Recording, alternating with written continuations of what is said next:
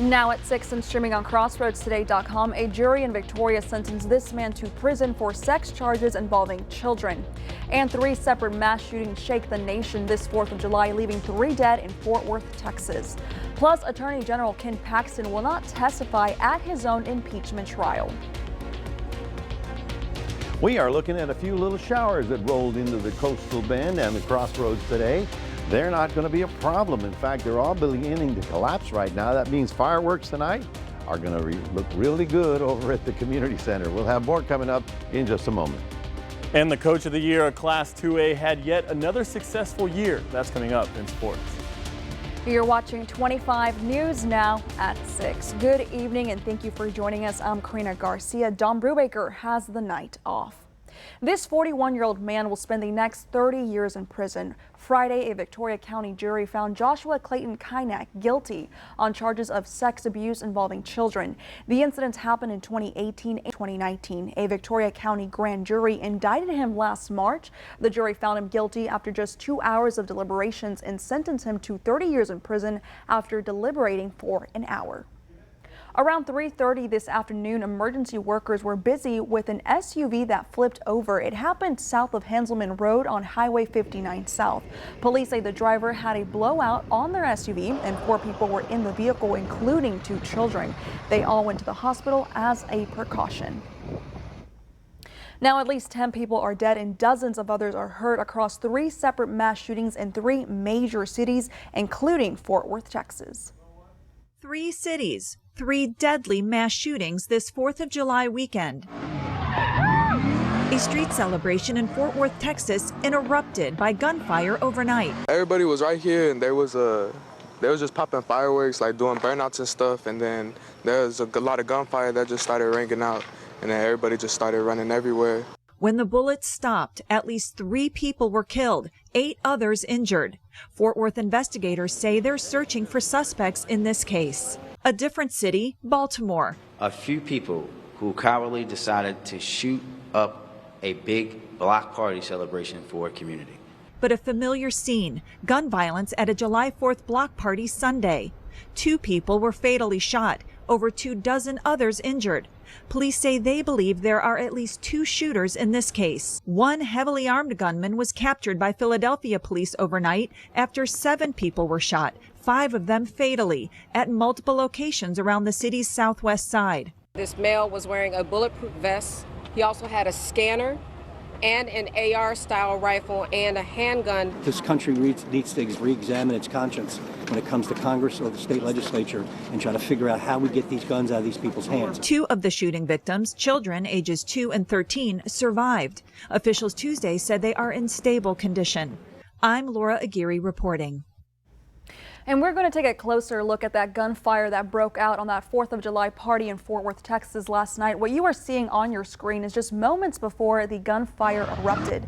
3 people were killed and 8 others were hurt in the shooting. Police say 10 of the victims are adults and 1 is a child. The shooting broke out just before midnight after several hundred people gathered for the annual 4th of July celebration just southwest downtown of Fort Worth. Fort Worth's Mayor Maddie Parker called the shooting heartbreaking. And I want people to understand, while this is heartbreaking and there are 3 people dead that lost their lives last night and many others impacted because of the violence that happened, we are making improvements and we are still dedicated to being the safest city in this country. But gun violence is completely wreaking havoc on cities across the United States and we have to pay close attention. Police are asking for anyone with information to reach out and help out with the investigation. And now let's take a quick pause on the news and go to the weather with meteorologist Mac Bettis. Thank you very much. Good afternoon, everyone. Happy 4th of July. You know, for the past 3 weeks, we had that big dome of hot air on top of us. That's why we were so uncomfortable. Well, it's split. Half of it's down here and the other half is in the southwest. That allows low pressure in the middle. That's why we've got some scattered showers around the state of Texas today. The good news is these are driven by heating, and once the sun starts going down, they'll all go away. So we're going to be in the clear to watch fireworks down at the community center tonight. So we'll be talking more about your weather and the rest of the week coming up in a moment. KVUE in Austin reports the Travis County Sheriff's Office, along with other agencies, were on the scene of a water recovery effort in Lake Travis Monday afternoon. Callers reported seeing an 8-year-old boy fall off a boat into the water near the 7,500 block of Desert Needle Drive in Travis County. Witnesses said the child was not wearing a life jacket. Now, after about 40 minutes of searching, the search transitioned to recovery mode. It makes me sick, like literally sick. Like our whole neighborhood is just praying for this family that their lives will never be the same. It's heart-wrenching. As soon as I heard that I was hoping somebody had maybe broken their leg or somebody had fallen off, and had gotten injured. But as soon as I found out it was a child, it just made me sick. The Travis County Sheriff's Office says no recovery has yet been made, but the search continued this morning. 4 migrants, including an infant, have drowned in the Rio Grande River in just a 48-hour span. In a tweet from authorities, a woman and an infant were found unresponsive and later pronounced dead at a nearby hospital. A day later, a man's body was found in the river, and in a separate incident, a woman's body was also found on Monday. The identities of the deceased are currently unknown, as authorities said none of them were found with identification. And suspended Texas Attorney General Ken Paxton will not be taking the stand in his own impeachment trial. An overwhelming majority of Texas members from the Texas House impeached Paxton in May for alleged misconduct, including allegations he used his office to favor interests of a prominent donor. But Paxton's attorney is calling the trial illegal and a sham that would, quote, encourage future kangaroo courts, unquote. Paxton is also accused of retaliating against whistleblowers and obstructing justice. The impeachment trial is set for September 5th. If he is acquitted by the Senate, Paxton would be able to resume his role as Attorney General. A Florida man and a dozen undocumented migrants are in custody in Texas after a chase involving a big rig in La Salle County. Eduardo Arradas was behind the wheel of the truck last Tuesday when authorities tried to pull him over on Highway 35 for a traffic violation. He refused to stop and instead picked up the speed. DPS pursued the vehicle, and eventually they say the truck went off the road and the driver, as well as several migrants, bailed out. He was apprehended along with 12 migrants and now faces state criminal charges for smuggling and evading. DPS says the migrants have been referred to U.S. Border Patrol. The city of Cuero is hosting a blood drive Tuesday, July 18th. This will be from 9 a.m. to 2 p.m. Call 361-275-6114, extension 103 for more details. The blood drive is at City Hall, 212 East Main. Those who donate can get an H-E-B coupon for a pint of Creamy Creations ice cream and a chance to win a gift card to H-E-B. Remember to subscribe to our YouTube channel, Crossroads Today. Hit the like button and click that notification bell. As for now, stay with us. Coming up on 25 News Now at 6. 1 person is dead and 4 others are hurt after a firework explosion near the Dallas area. Also ahead, a complaint has been filed against Harvard over legacy admissions amid the Supreme Court's affirmative action ruling. Fentanyl crisis, unmasking the deadly wave. Join 25 News Now weekend anchor Adam Seibel for a 25 News Now Extra, Thursday, July 13th at 10 p.m. We focus on the alarming rise of the deadly drug fentanyl. What you know about fentanyl is probably maybe 10% of the reality. Fentanyl is easy to make and cheap to get, and it has flooded communities across the United States, leaving a trail of devastation in its wake. Don't miss this eye-opening extra that could save lives.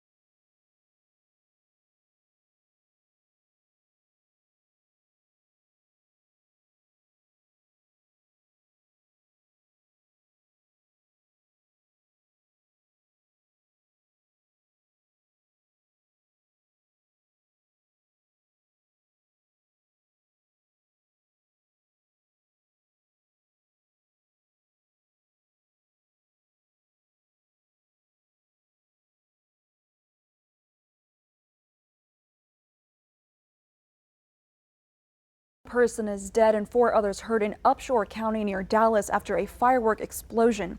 The Upshur County Sheriff Police says responded to the scene this Tuesday morning where they reportedly found a major fire caused by fireworks. Police say there is no indication of any foul play, and according to the press release, the explosions occurred as the fireworks were being prepped for an event that was planned for this Tuesday evening. And so several places in California are putting on drone shows instead of fireworks for the 4th of July. Texas-based company Sky Elements says these drone shows are the future of July 4th festivities.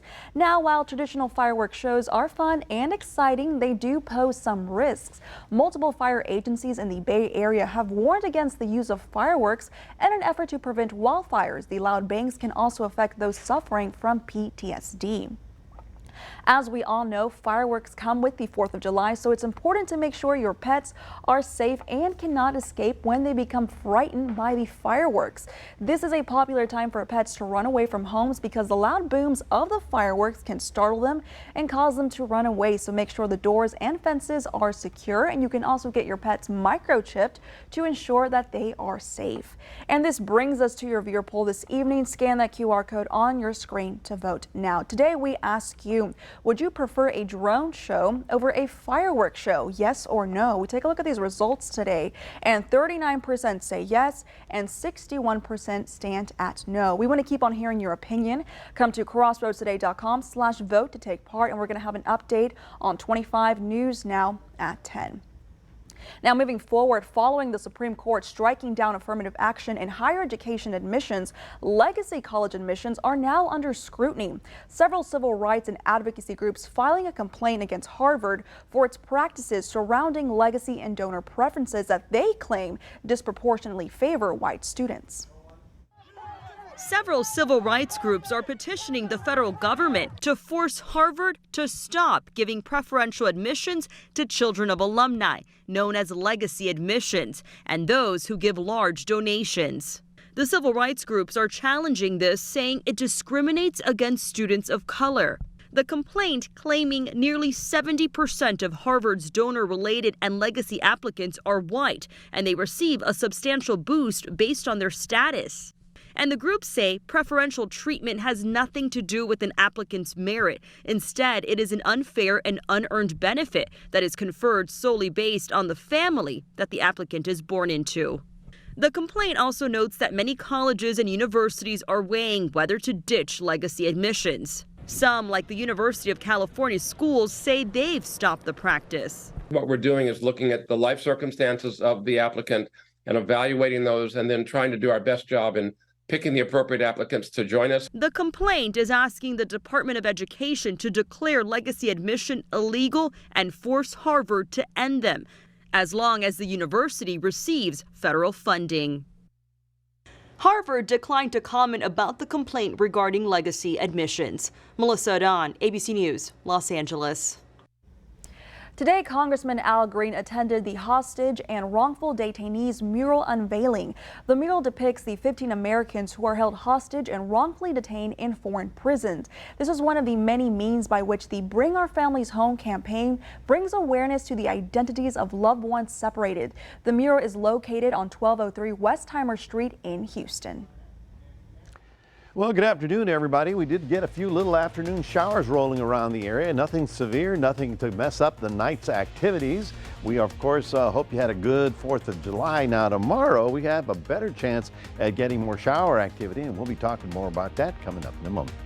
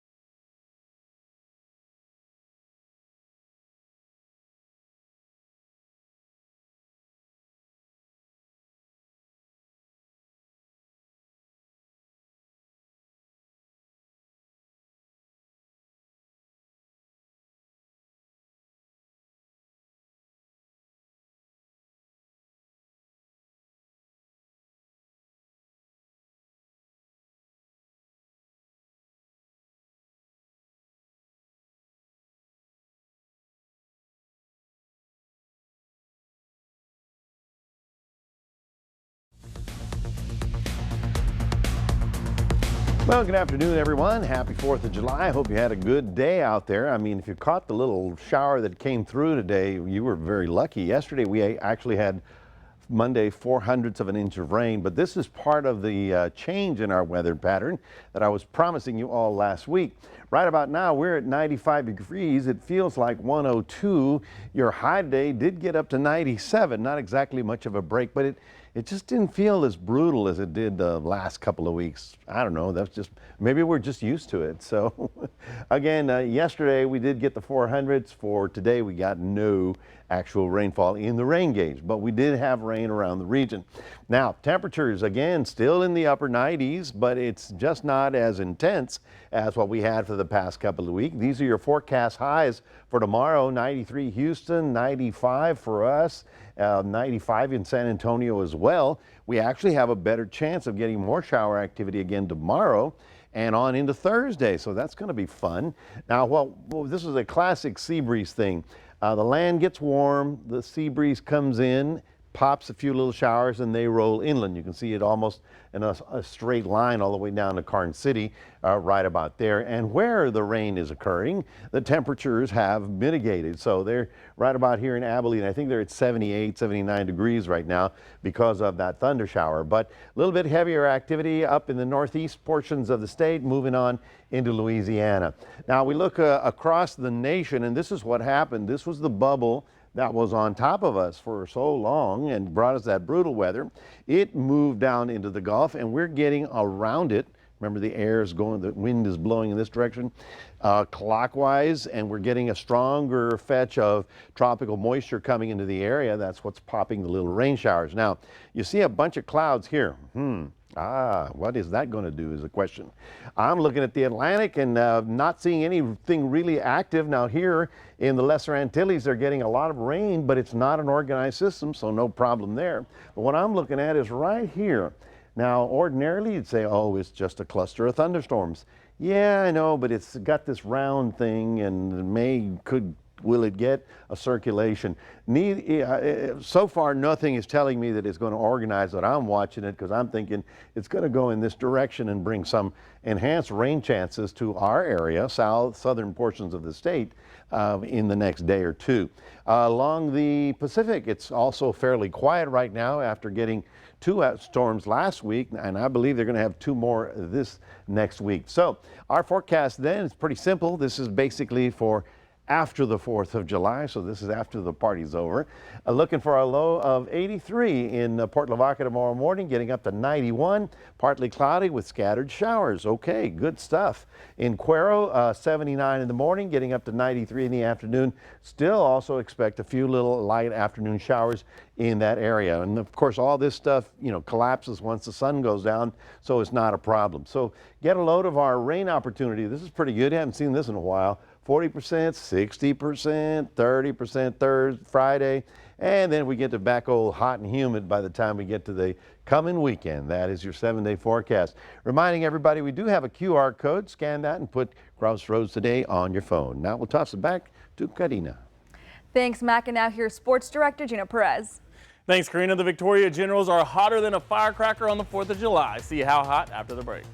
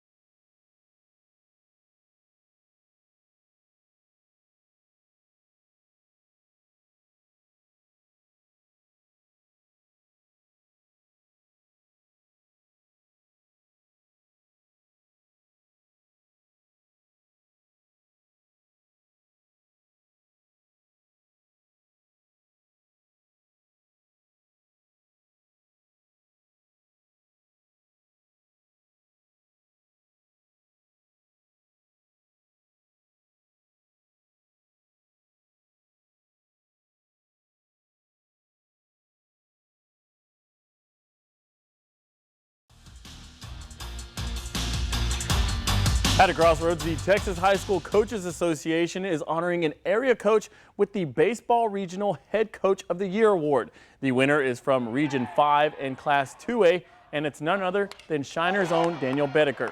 The football and baseball coach has been a force to be reckoned with as both a ball player and a head coach. He won the state baseball title back in 1992 and led the Comanches to the state tournament 3 years in a row and a state title game twice in a row in football. Well, unfortunately, Shiner would lose both times in the baseball tournament. The Comanches went 30-5 on the year and undefeated in district play. Bedecker is also known for helping Shiner win back-to-back state titles in football in 2020 and 2021. The Victoria Generals were firing on all cylinders last night and in all aspects of the game. On the mound was a guy I used to go to football camps with when we were younger in Braylon Owens. He dominated, throwing 10 strikeouts and had a no-hitter through 6 innings of play. Once he came off the mound, the Baton Rouge Rougarou fought back and would score 3 runs, but it wouldn't be enough. The Generals would go on to win 12-3, and pitcher Braylon Owens said this game was important to him because the Rougarou put 5 runs up against him last time they met when they threw a no-hitter against the Generals. Body felt loose. Knew I was going to have to throw strikes against this team because they kind of got me. They hit me around kind of last time, so I knew I was going to have to pitch good against this team, and I kind of wanted a revenge. But I knew my defense was behind me. They were going to play well, so basically just throw strikes. The Generals went on to win 8 in a row by a 9-point margin. Victoria did most of its dirty work in the first 2 innings, scoring a total of 9 runs heading into the top of the 3rd. The Generals took care of business, but will have to face the #1 ranked team in the TCL, the Brazos Valley Bombers, on Thursday at 7 in Victoria at Riverside Stadium. Houston Astros star Jose Altuve is not active today against the Colorado Rockies. It is being reported that the second baseman injured himself during pregame batting practice. The Astros organization said they will update the situation later today. And it's the 4th of July, so you know what that means. Nathan's Hot Dogs Eating Contest featuring Joey Chestnut, a.k.a. The Mouth. This year's competition was delayed because of the weather, but that did not affect Chestnut. The Mouth had won 14 total titles heading into the competition, but in the end, he would add to that title. Chestnut ate 62 hot dogs, buns and all, to lead him to his 15th title, his 7th in a row. The last time Chestnut lost was back in 2007 when he was out-eaten by just 2 dogs. In the women's division, Miki Sudo wins the competition, eating 39.5 hot dogs in 10 minutes, which was 6 more than her closest competitor. Well, that's your sports, Karina. Back to you. Thanks, Gino. We're back in a moment. Paul McCartney says the new Beatles song with the voice of John Lennon is coming out soon.